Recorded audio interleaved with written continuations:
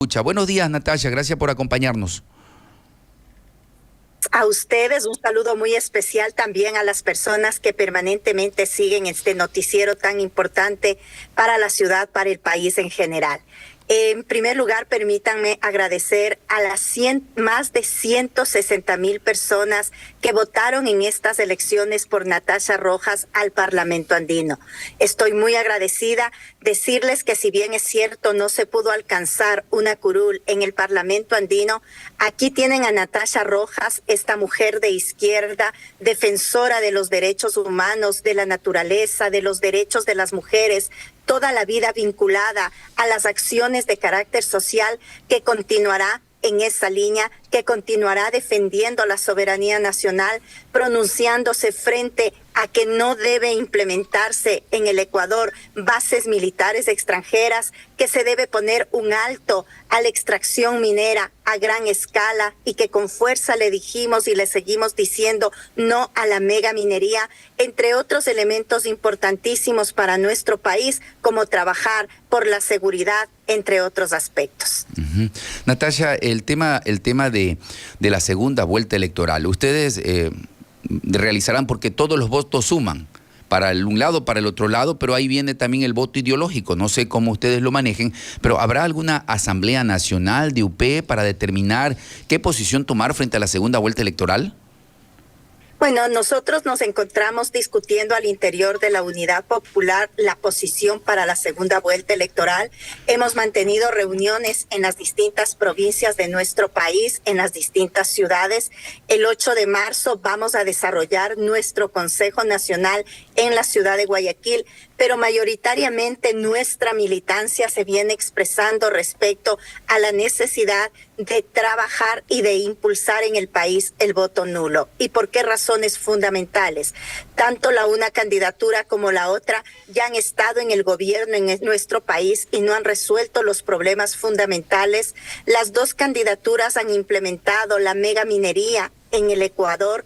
Las dos candidaturas han perseguido a los luchadores sociales y populares en nuestro país, entre otros elementos. Sin embargo, por supuesto, esta decisión la tomaremos el 8 de marzo en el Consejo Nacional de la Unidad Popular que vamos a desarrollar en la ciudad de Guayaquil. Estimada Natalia, buenos días. Lenin Escobar le saluda. Bueno, usted acaba de manifestar, ¿no? Están promoviendo ya el voto nulo. El ex candidato a la presidencia, don Jorge Escala, también ha manifestado en su momento que no apoyará al movimiento correísta. Prácticamente creo que está definido. ¿Por qué tomar esta decisión cuando también promover el voto nulo va a terminar beneficiando a uno de los dos candidatos? Y bueno, y si ustedes dicen ser de izquierda, ¿por qué no apoyar a una candidatura que justamente está representando esa línea ideológica?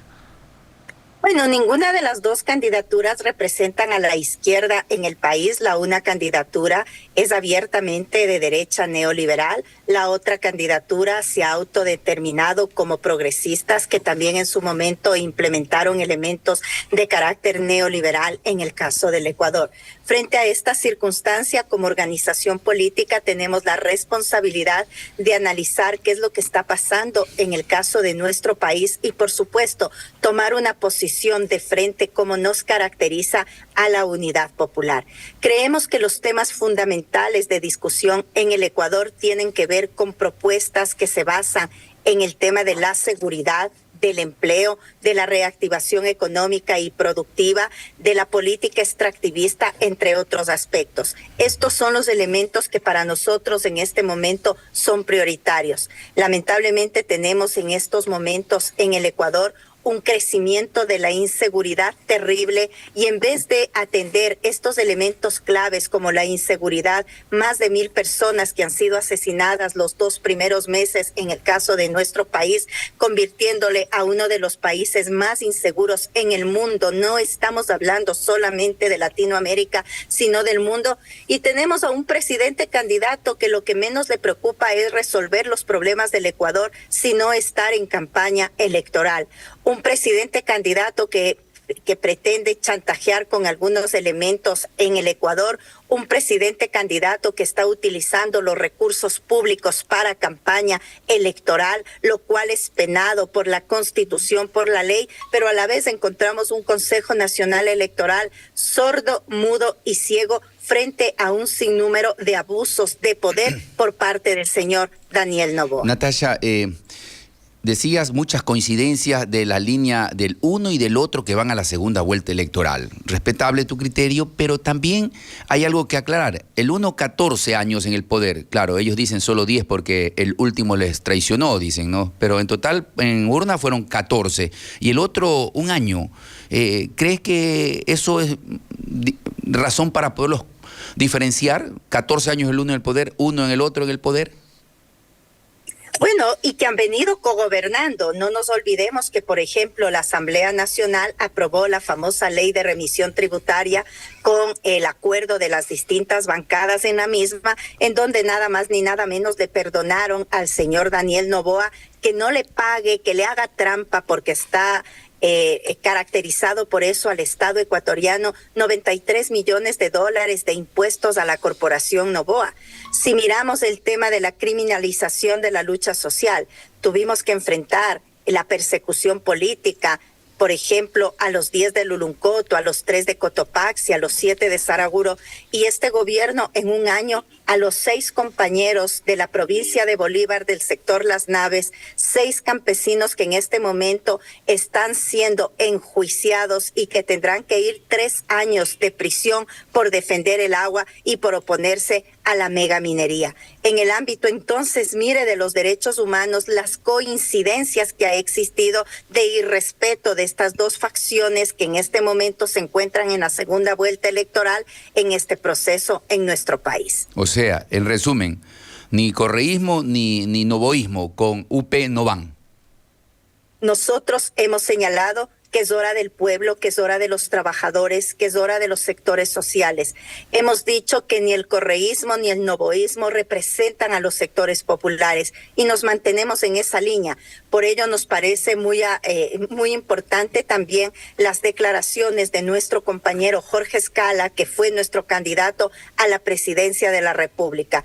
Pero creemos también e invitamos a la ciudadanía que exijamos a las 2 candidaturas presidenciales a plantearnos propuestas para resolver los principales problemas del Ecuador, mientras están en los dimes y diretes respecto de distintos elementos, en los dimes y diretes, si aprueba una resolución o exhorto a la Asamblea Nacional, en los dimes y diretes de los unos y de los otros, la inseguridad crece en el Ecuador y no tenemos propuestas claras de las candidaturas. El desempleo crece en el Ecuador y están preocupados de otros elementos. Sí exigimos desde la ciudadanía, porque finalmente sí, somos dirigentes, somos militantes de organizaciones políticas, pero por sobre todo somos ciudadanos, somos ciudadanas que al igual que a las personas que en este momento nos están escuchando, nos duele lo que está pasando en el país. Somos víctimas de inseguridad nosotros, nuestros hijos, nuestros esposos, nuestros padres, nuestras madres.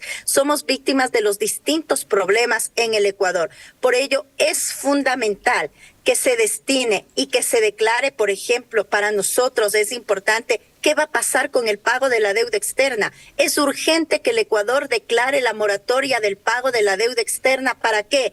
Para que tenga recursos del Estado ecuatoriano e invertir en la reactivación económica y productiva, para invertir en la seguridad, para invertir en el sistema educativo. Es impresionante cómo ahora usted, niños y niñas de distintas instituciones educativas, tienen clases virtuales bajo el argumento de que no existe una adecuada infraestructura educativa. Y esto tiene como consecuencias problemas en la calidad educativa, solo por señalar algunos ejemplos. Natasha, en vez de declarar la moratoria al Fondo Monetario Internacional, que eso traería muchas complicaciones al país, el tema de bloqueos y sanciones, incluso que ya viven otros países en Latinoamérica, el incremento del riesgo país y demás otras cuestiones, más bien no sería oportuno lo que plantea uno de los 2 candidatos a la presidencia de la República de utilizar los 6.900 millones de reservas internacionales para justamente atender en materia de salud, en materia de educación y seguridad, que es lo que tanto pide el país? Todas las medidas desde el punto de vista económico que contribuyan a la reactivación del aparato económico productivo en el Ecuador, a la seguridad, a las políticas de carácter social son importantes. La moratoria del pago de la deuda externa por 4 años no generaría problemas. Significa renegociar, significa establecer una política de pagos respecto de lo que debe el Ecuador a organismos internacionales y que no lo decimos nosotros. Mire, el propio Foro Económico de Davos establecía esta como recomendación. Hay países, no solamente de América Latina, sino en el mundo, con problemas de recesión económica gravísimas como la nuestra, en este momento de -2 puntos que estamos viviendo, que lo han establecido. Entonces es un elemento importantísimo. ¿Por qué? Porque del presupuesto general del Estado, lamentablemente cerca del 30% del presupuesto, es decir, de cada $100, $30 se lo destina para el pago de la deuda externa y no se ha invertido recursos para seguridad. Este gobierno, es importante que la ciudadanía conozca, este gobierno nos incrementó el IVA y no invirtió un solo centavo más en seguridad. Este gobierno incrementó el precio de los combustibles y no reactivó el aparato económico y productivo. Este gobierno ha tenido y ha implementado un sinnúmero de acciones, pero que no han resuelto los problemas del Ecuador, Natasha, sino que más bien sus políticas y acciones han sido para beneficiar a la corporación Noboa, a él de manera personal y por supuesto a su tía, la señora Isabel Noboa. Natasha, Cristian Benavides fue electo asambleísta por Carchi y nace de una alianza entre Unidad Popular, Partido Socialista y Pueblo, Igualdad y Democracia PIB, listas 4. Finalmente, Cristian Benavides, ¿en qué línea de los 3 partidos quedará? ¿Quedará con ustedes? Cristian Benavides es una personalidad muy importante de la provincia del Carchi y por supuesto del Ecuador. Un hombre honesto, un hombre consecuente, un hombre que ha defendido los intereses en su momento cuando se desarrolló como alcalde e impulsó esas funciones para la ciudad de Tulcán. Un ciudadano, como todos los ciudadanos ecuatorianos, defensor de los derechos humanos, de los derechos de la naturaleza y que tiene un respeto importante en la provincia. Nosotros, a través de nuestro compañero Víctor Narváez, que es dirigente de la Unidad Popular de la provincia del Carchi, y Marcelo Bustos, tenemos una relación permanente con Cristian Benavides y vamos a tener una reunión a nivel nacional con Cristian respecto de los distintos elementos que fueron propuesta de Cristian para la Asamblea Nacional. Queremos agradecerle por acompañarnos, Natasha. Importante el diálogo para conocer las posturas de los diferentes sectores políticos del Ecuador. Un buen día para usted. Muchísimas gracias a ustedes, muchísimas gracias a esos más de 160,000 ciudadanos que votaron por Natasha Rojas para el Parlamento Andino. Un excelente día. Le agradecemos. Natasha Rojas es parte de la cúpula de la Unidad Popular en la dirigencia, es coordinadora nacional y nos acompañó esta mañana. Son las 7 de la mañana con 58 minutos. Lenin, y hablando de asambleístas,